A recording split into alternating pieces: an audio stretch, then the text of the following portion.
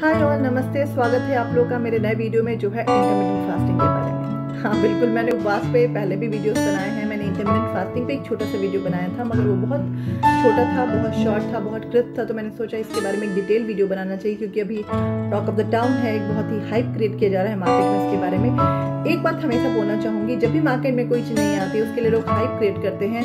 मैंने बहुत सारे वीडियोस देखे हैं जो पेड प्रमोशंस भी होते हैं, और कहीं ना कहीं उसके पीछे किसी न किसी का मोटो होता है। बिलीव मी, आजकल की दुनिया में इस तरह की जो चीज़ें होती हैं बिना मोटो का नहीं होता। और मेडिकल फील्ड में 17 साल से रहने के बाद ये सारी चीज़ें तो बहुत अच्छे से समझती हूँ। खैर, कोई बुरी चीज़ नहीं है, अच्छी चीज़ है। और हमारे ट्रेडिशन में तो जैसा मैं फिर से मैंने अपने पहले वीडियो में बोला, मैंने पुराने वीडियो देख सकते हैं जो उपवास के बारे में, इंटरमिटेंट फास्टिंग के बारे में मैंने पहले भी बोला है।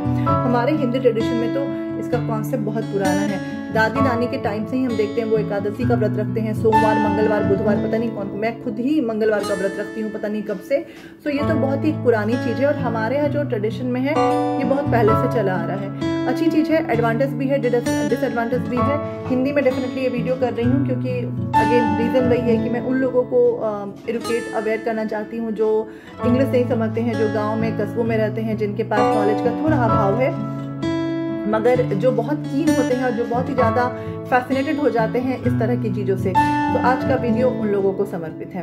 खैर, इंटरमिटेंट फास्टिंग कोई भी नई चीज़ नहीं है हमारे लिए। हमारे यहाँ तो बहुत पहले से ये किया जाने वाला चीज़ है। इंटरमिटेंट फास्टिंग का जो कॉन्सेप्ट आजकल आ रहा है 16-8, मतलब 16 आवर का फास्टिंग और 8 आवर का ईटिंग, ये कॉन्सेप्ट थोड़ा नया है, मगर हम इंटरमिटेंट फास्टिंग तो बहुत टाइम से कर रहे हैं।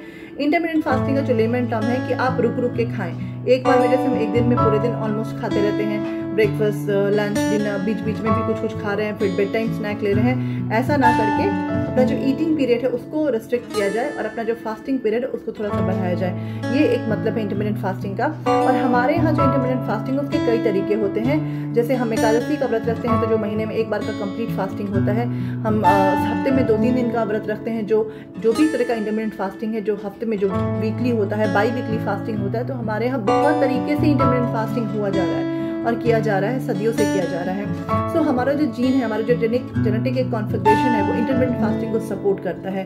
तो ये अच्छी चीज़ है, बहुत ज़्यादा फ़ायदा है। जो सबसे बड़ा फ़ायदा है कि जो ह्यूमन ग्रोथ हार्मोन है HGH, उसका जो लेवल है वो बॉडी में बढ़ जाता है। बहुत ही सिंपल चीज़ बता रही हूँ, बढ़ जाता है, जिसके कारण जो आपका फैट का मेटाबॉलिज्म है वो फास्ट हो जाता है। मतलब जो आपकी जो बॉडी है वो फैट को ज़्यादा यूज़ करती है बशर्ते कार्बोहाइड्रेट को एनर्जी प्रोडक्शन के लिए। तो जो आपकी जो स्टोर्ड फैट है आपके बॉडी में, उसका जो एक कहते हैं ना पिघलना, खत्म होना शुरू हो जाता है आपकी बॉडी में। इस तरीके से आप जो है अपना वजन घटा सकते हैं। दूसरी बात जो है कि आपकी बॉडी में जो मेटाबॉलिज्म होता है वो फास्ट होता है। तो और भी बहुत अच्छी अच्छी चीज़ें होती हैं, और बहुत सारे डिजीज प्रिवेंशन में भी इसका योगदान है इंटरमिटेंट फास्टिंग का। ये प्रूवन है रिसर्च जर्नल्स में। जो हमारे ह्यूमन पे है, जो आदमी लोगों पे है, मानव जाति पे है जो प्रयोग, वो थोड़ा रिस्ट्रिक्टेड है अभी भी, लेकिन जो एनिमल में है बहुत सारा रिसर्च हुआ है इसके ऊपर, और जो है बहुत ही ज़्यादा बेनिफिशियल है। मगर कुछ इसका डिसएडवांटेज भी है। पहली बात कि हर लोग इसको करने के लिए शुरू हो जाते हैं बिना, जो लोग पूरा जीवन आज तक का खाते पीते बिताए हैं, 40 साल, 30 साल, 35 साल, 23 साल, वो अचानक से अगर इस तरह के फास्टिंग पे उतर जाएंगे तो उनको बहुत सारा साइड इफेक्ट होगा। हेडेक शुरू हो जाएगा, नींद नहीं आने का प्रॉब्लम हो जाएगा, थकान हो जाएगी, पूरा दिन बेड पे पड़े रहेंगे, एनर्जी लेवल कम लगेगा, और इससे बहुत ही ज़्यादा बेचैनी जैसी होगी, हेयर फॉल शुरू हो जाएगा, स्किन ड्राई हो जाएगा। ये सारी चीज़ें एक जनरल डिसएडवांटेज है, वो बोल सकते हैं। जो लोग कभी फास्ट नहीं करते हैं, जैसे बेसिकली मेल हमारे यहाँ बहुत कम फास्ट रखते हैं आमतौर पे देखा जाए तो, एक ट्रेडिशन है ये। सो अगर वो लोग इंटरमिटेंट फास्टिंग में उतर जाते हैं तो उनको बहुत ज़्यादा नुकसान होता है शुरू में। एक और बात है कि इंटरमिटेंट फास्टिंग की जब भी बात होती है तो फास्टिंग पीरियड में टी कॉफ़ी अलाउड होता है, basically black T, black coffee allowed होता है। तो उससे क्या होता है कि लोगों का कैफीन, टैनिन का इंटेक बहुत ज़्यादा बढ़ जाता है। उससे भी इंसोम्निया, मतलब नींद नहीं आने की प्रॉब्लम हो जाती है, और लोग बहुत ही ज़्यादा एडिक्टेड हो जाते हैं ब्लैक कॉफ़ी और ब्लैक टी के लिए। एक दूसरा डिसएडवांटेज है। एक तीसरा डिसएडवांटेज है जो इसके लिए कि लोग बहुत ज़्यादा फूड के लिए क्रेव करने लगते हैं। जो हमारा 16 आवर का जो एक फास्टिंग विंडो होता है उसमें लोग सिर्फ और सिर्फ फूड के बारे में सोचते हैं। ये मैं जो भी बोल रही हूँ ये रिसर्च पेपर में पब्लिश हो चुका है, मैं अपने मन से यहाँ पे कुछ भी नहीं बोल रही। सो आज कल जो वीडियोस आ रहे हैं, फैसिनेटिंग वीडियो कि मैंने ये कर लिया, मैंने वो कर लिया, बिना किसी का नाम लिए बोलूँगी, आप उससे ज़्यादा बहुत ज़्यादा मतलब एक फैसिनेशन होता है हमारे अंदर, हम फैसिनेट हो जाते हैं, वो नहीं होना है, वो नहीं करना है, क्योंकि इंटरमिटेंट फास्टिंग बहुत सारे लोगों के लिए बेनिफिशियल नहीं है और ये रिसर्च में प्रूवन है। फिर आपको अगर किसी तरीके का, अगर आप एक मिडिल एज वीमेन हैं या फिर आप एडल्ट मतलब एडल्ट हो चुके हैं या फिर एडल्ट के लास्ट फेज में हैं या फिर मिडिल एज फीमेल्स हैं और आपको पहले से कोई भी मेडिकल कॉम्प्लिकेशन नहीं है, उसमें ये सिर्फ ओबेसिटी है तो उसमें ये बहुत बेनिफिशियल है। अगर आपको डायबिटीज़ है उसमें ये बेनिफिशियल है। मगर फिर से बोलूँगी, अगर आपको डायबिटीज़ है तो बिना किसी मेडिकल सुपरविजन का आप ये बिल्कुल भी नहीं करें, कतई भी नहीं करें। लोग बस शुरू कर देते हैं और उसका नुकसान ज़्यादा कर लेते हैं। तो अगर आपको ये इंटरमिटेंट फास्टिंग करना और आप डायबिटिक हैं तो आपको ये मेडिकल सुपरविजन में ही करना है। ये बहुत फायदेमंद है उन लोगों में, बेसिकली लेडीज़ में जिसमें हार्मोनल इम्बैलेंसेस है, जैसे कि पीसीओडी में, थायराइड में, ये बहुत ही ज़्यादा फायदेमंद है, ये देखा गया है। तो ऐसे लोग आराम से इसको कर सकते हैं। ऐसे लोग जो फूडी हैं, जो दिन रात खाते रहते हैं, वो अचानक से इंटरमिटेंट फास्टिंग ना करें। ये भी एक बहुत बड़ा रीज़न है, क्योंकि उनमें बहुत ही ज़्यादा अलग डिसएडवांटेज हो जाएंगे, कॉम्प्लिकेशंस बढ़ जाएंगे और ये उनके लिए बिल्कुल भी नहीं है। अब जो है इंटरमिटेंट फास्टिंग वो कैसे प्रोसीड करें, आप पहले 1 या 2 दिन करके देखें कि आपकी बॉडी कैसे रिएक्ट कर रही है, आपका माइंड कैसे रिएक्ट कर रहा है। अगर आप 1 या 2 दिन में कंफर्टेबल हैं तो आप हफ्ते में 1 या 2 दिन से शुरू करें। आप ऑल्टरनेट डे फिर करने लगे, फिर आप देखिए कि ठीक है ऑल्टरनेट डे भी कर रहे हैं तो आप हफ्ते में 4 या 5 दिन कर ले, मगर बाकी जो बचे दिन है उसमें आप नॉर्मल खाना खाएं, एक हेल्दी वेल बैलेंस खाना खाएं। आप इंटरमिटेंट फास्टिंग लॉन्ग टाइम के लिए करें, एटलीस्ट 1 महीना या 3 महीने के लिए करें तो ये ज़्यादा बेनिफिशियल है, ये भी प्रूवन है। अगर आपको 1 या 2 दिन इंटरमिटेंट फास्टिंग करने के बाद कुछ भी हो रहा है, जैसे हेडेक हो रहा है, इंसोम्निया, कुछ भी ऐसा हो रहा है कोई भी, तो आप मेडिकल एडवाइस लें, एक्सपर्ट एडवाइस लें और इसको वहीं पे स्टॉप कर दें। इसको आगे ये नहीं कि अरे नहीं ठीक है आदत हो जाएगी, 1 दिन देख लूँ, 2 दिन देख लूँ। हाँ 1 या 2 दिन देखिए, मगर 3 या 4 दिन देखने की बिल्कुल भी जरूरत नहीं है। वहीं पे स्टॉप कर लें और अपना जो एक्सपर्ट एडवाइस है वो जरूर लें। इंटरमिटेंट फास्टिंग के बाद बहुत अनीमिया बहुत कॉमन है, ये हमने देखा है अपने प्रैक्टिस में। सो आप जब भी इंटरमिटेंट फास्टिंग करते हैं और आपको सूट नहीं कर रहा है, आपको कुछ भी कॉम्प्लिकेशन आ रहा है, तो आप इसको प्लीज वहीं पे खत्म कर दें। ओके, इंटरमिटेंट फास्टिंग बहुत तरीके से और होता है जिसके बारे में लोग बात नहीं करते हैं। जैसे आप अगर कभी नहीं किया है आपने तो महीने में 1 बार से शुरू करें।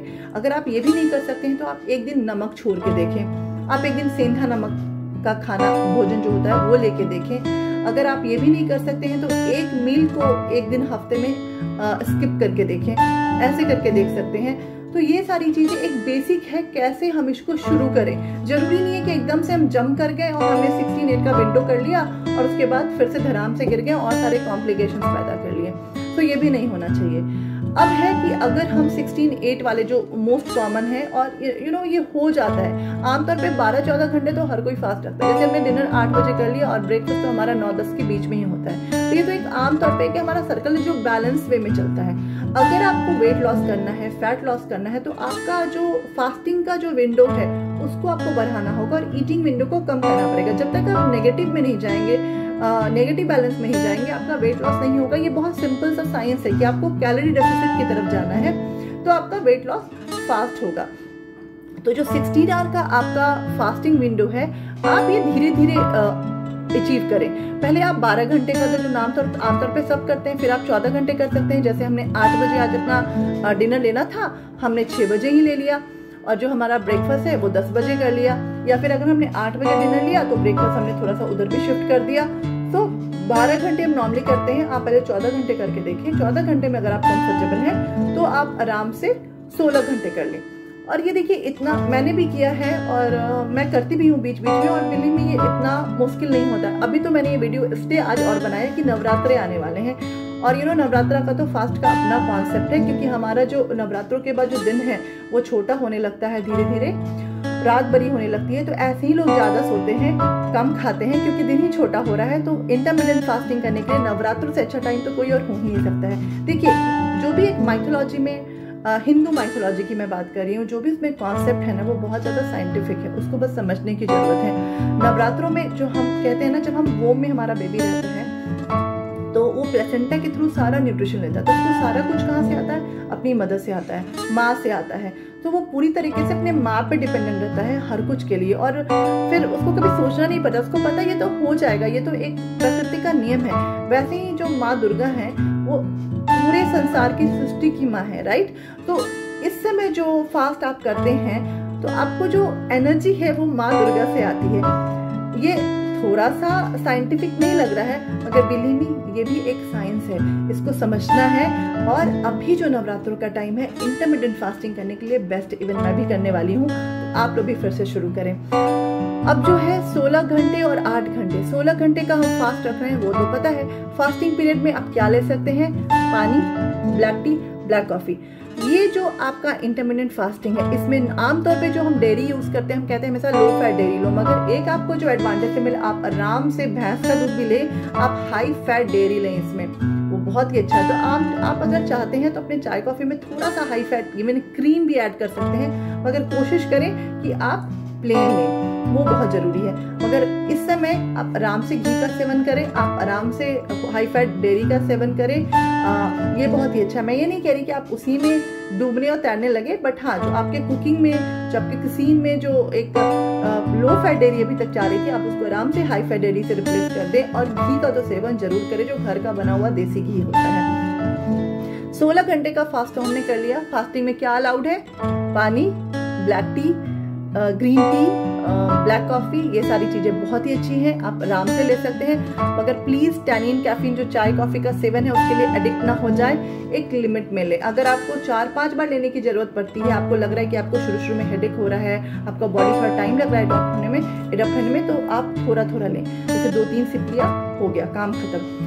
जो आपका ईटिंग विंडो है उसको बहुत अच्छे से समझना है, क्योंकि इसमें क्या होता है, यूजुअली लोग ओवर ईट करने लगते हैं, लोग सब कुछ खाने लगते हैं। जो बेसिक जो कॉन्सेप्ट है, सपोज आपने 10 बजे अपना ब्रेकफास्ट लेना है, उस समय आपका जो ईटिंग विंडो है वो शुरू होने वाला है। सो आपने 10 बजे अपना ब्रेकफास्ट लेना है। हमेशा जो दिन की शुरुआत है, खाने के पीरियड की शुरुआत है, वो एक फल से करें। आइडियल फ्रूट क्या है? बनाना। बनाना क्यों? थोड़ा सा पेट को ज्यादा भरता है आमतौर पे दूसरे फ्रूट्स, और दूसरे फ्रूट तो फिर दिन में और लेंगे ही लेंगे, और बनाना इजीली अवेलेबल होता है, तो आराम से एक अच्छा सा बनाना लें। मीडियम साइज का, छोटा है तो 2 ले लें। तो दिन की शुरुआत फ्रूट से करें। बनाना इज आइडियल क्योंकि इजीली अवेलेबल है, सो बनाना से शुरू करें। उसके बाद अगर आप उससे पहले अपना नींबू पानी लेना चाहते हैं, दैट्स कंप्लीटली योर डिसीजन, आप आराम से लें। उसके बाद अपने ब्रेकफास्ट पे जाएं। ब्रेकफास्ट में थोड़ा सा प्रोटीन को बढ़ाएं, फाइबर को बढ़ाएं। तो अगर आप रोटी दाल सब्जी लेते हैं तो 2 रोटी लें, एक बड़ा कटोरी अच्छे थिक दाल का लें या फिर थिक दही का लें, अच्छी सी हरी सब्जी लें। अगर आप ब्रेड ऑमलेट लेना चाह रहे हैं तो आराम से जो व्हीट ब्रेड होता है, मल्टीग्रेन ब्रेड होता है, वो लें 2 स्लाइस। 2 अंडे का, अच्छा सा जरूरी भी नहीं है एक दूसरा योग निकालने का, आराम से 2 योग का, 2 फुल अंडे का ऑमलेट लें। उसमें खूब सारा टमाटर, प्याज, शिमला मिर्च जो भी आप डाल सकते हैं, इस तरह की सब्जियां वो डाल के, धनिया पत्ता डाल के अपना ऑमलेट बनाएं। अगर आप पोहा उपमा लेना रहे उसमें भी खूब सारी सब्जियां डालें, नट्स डालें, स्प्राउट्स डालें, ताकि आपका प्रोटीन भी अच्छे से बढ़ जाए। सो अपने ब्रेकफास्ट में आपको प्रोटीन को अच्छे से इनकलकेट करना है, फाइबर को अच्छे से इनकलकेट करना है, बहुत ज्यादा कार्ब पे नहीं जाना है। तो दूसरी बात हो गई, दिन की शुरुआत फल से करें, बनाना इज आइडियल। दूसरा जो ब्रेकफास्ट है उसमें प्रोटीन और फाइबर को बढ़ाएं, कार्ब को थोड़ा सा घटाएं, बैलेंस वे मिले। तीसरा जो आपका लंच है, अगर आपको लंच से पहले बीच में कुछ लेना है, आप नारियल पानी ले, छाछ ले, घर का बना हुआ सूप ले, चावल का पानी ले, दाल का पानी ले।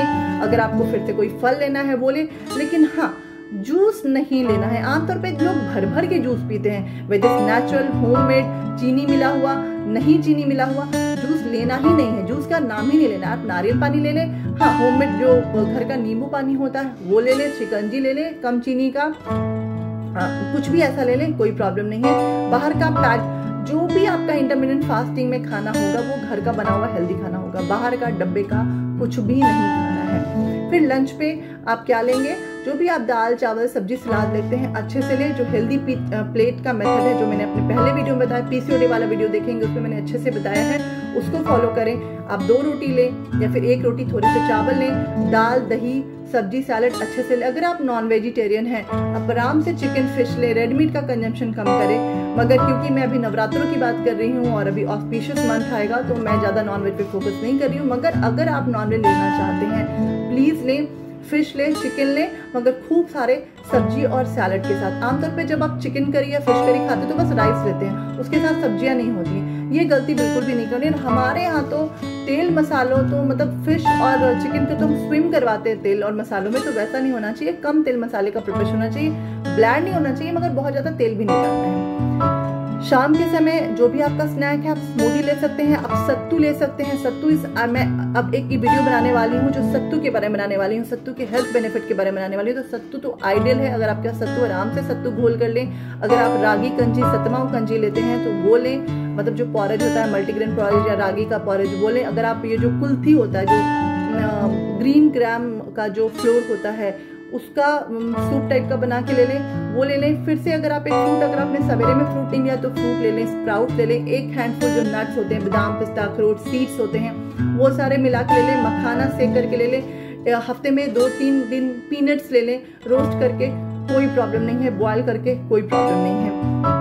स्नैक फिर से हेल्दी होना चाहिए, प्रोटीन या फाइबर बेस्ड होना चाहिए, ये ध्यान में रखें। अब स्नैक में ब्रेड, जैम, बिस्किट ये सब ना लें, मैगी ये सब ना लें। बेटर है कि कुछ हेल्दी स्नैक लें। रात का खाना, क्योंकि आपको जल्दी खाना है, 6-7 बजे ही खा लेना है, तो रात के खाने को थोड़ा लाइट रखें इन टर्म्स ऑफ कार्बोहाइड्रेट। तो आप रात के खाने में सूप, सैलड ले सकते हैं। अगर आपको रोटी सब्जी ही खाना है तो 1 या 1.5 कोशिश करें। मिलेट, मल्टीग्रेन फ्लोर, ओट्स, ये रोटी आटे में मिला के रोटी बनाने का। खूब सारी हरी सब्जी लें, डेफिनेटली कुछ प्रोटीन लें। अगर आपको सिर्फ रोटी सब्जी खाना है तो सोने से पहले एक बड़ा मग जो होता है 200-220 ml मिल्क का जरूर लें, हल्दी के साथ या फिर बादाम के साथ, वो आपकी मर्जी।